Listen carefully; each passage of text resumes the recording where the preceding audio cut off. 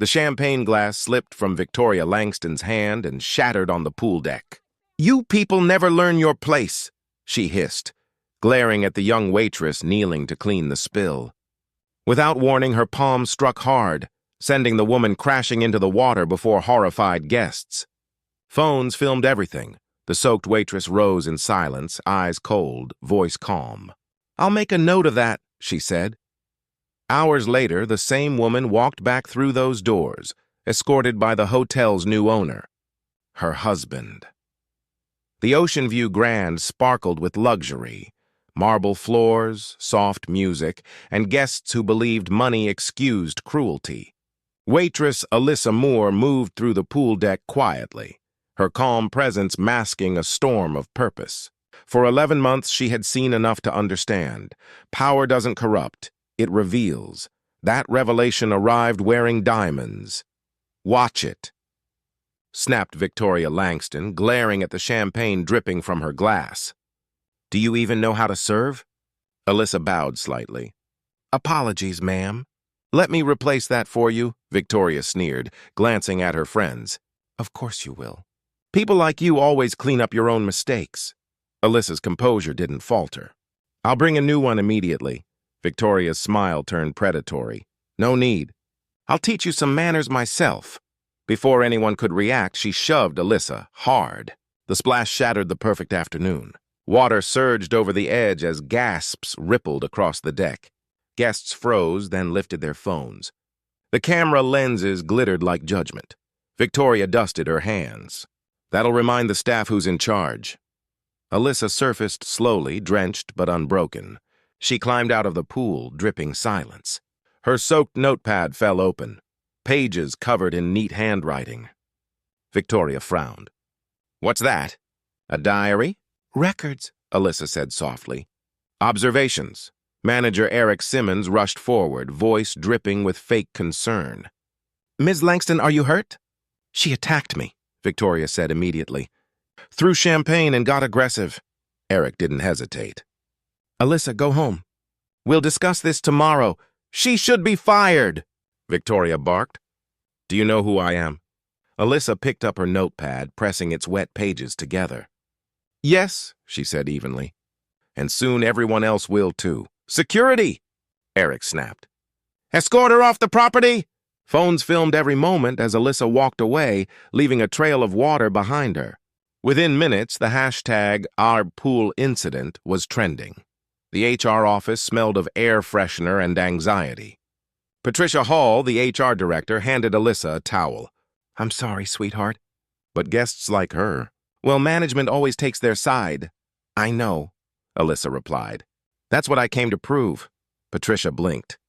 "Prove?" Alyssa opened her soaked notebook. 11 months of documentation, bias patterns, guest misconduct, management responses. "Today completed the study." Eric burst through the door, phone in hand, face pale. "We've gone viral. Corporate's in chaos. That woman's husband is threatening to pull $2 million in contracts unless we fire Alyssa immediately."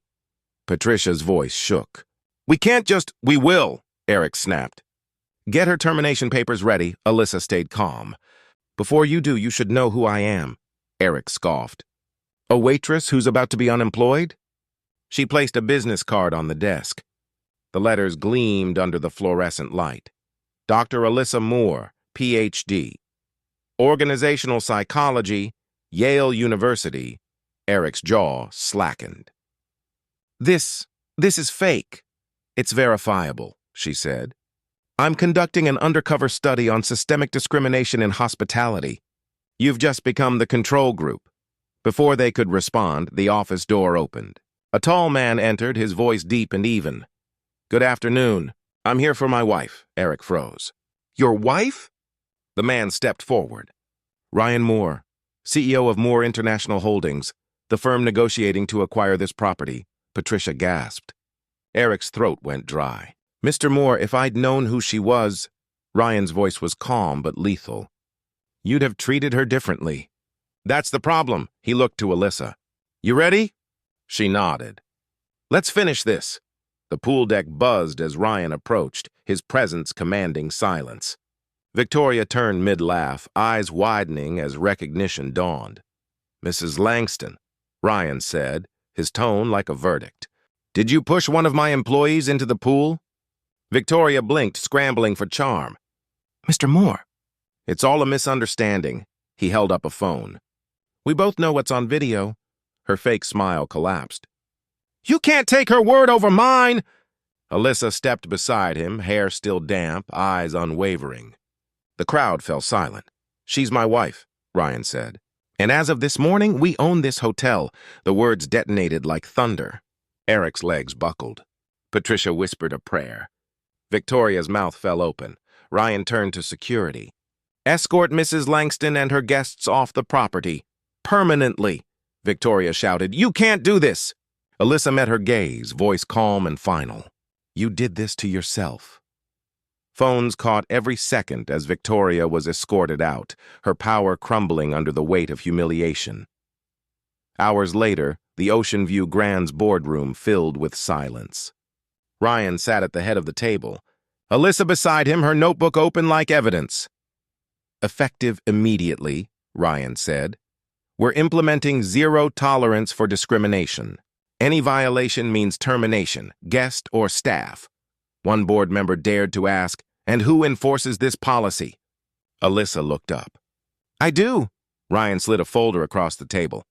"Dr. Moore will serve as Director of Equity Operations. Her research will become company policy, nationwide." No one argued. The signatures came fast, driven by fear and awe. Outside, reporters gathered. The viral video had hit 200,000 views. Victoria's husband's firm was collapsing under backlash. Alyssa stood by the same pool where her humiliation began, now surrounded by staff applauding her return. A journalist called out, "Dr. Moore, what message do you want to send?" She gazed at the water, her reflection glowing beneath the lights. "Dignity doesn't drown," she said quietly. "It surfaces, and when it does, it changes everything." Ryan joined her, his arm around her shoulder. "Ready to rebuild?" Alyssa smiled faintly. "Already started." Around them, the hotel's neon sign flickered brighter, as if the building itself had exhaled. The same crowd that once mocked her now whispered her name with respect. The Oceanview Grand hadn't just changed ownership. It had witnessed a revolution, one that proved silence isn't weakness. It's strategy, and when strategy meets truth, power falls, because some storms don't make noise. They make history.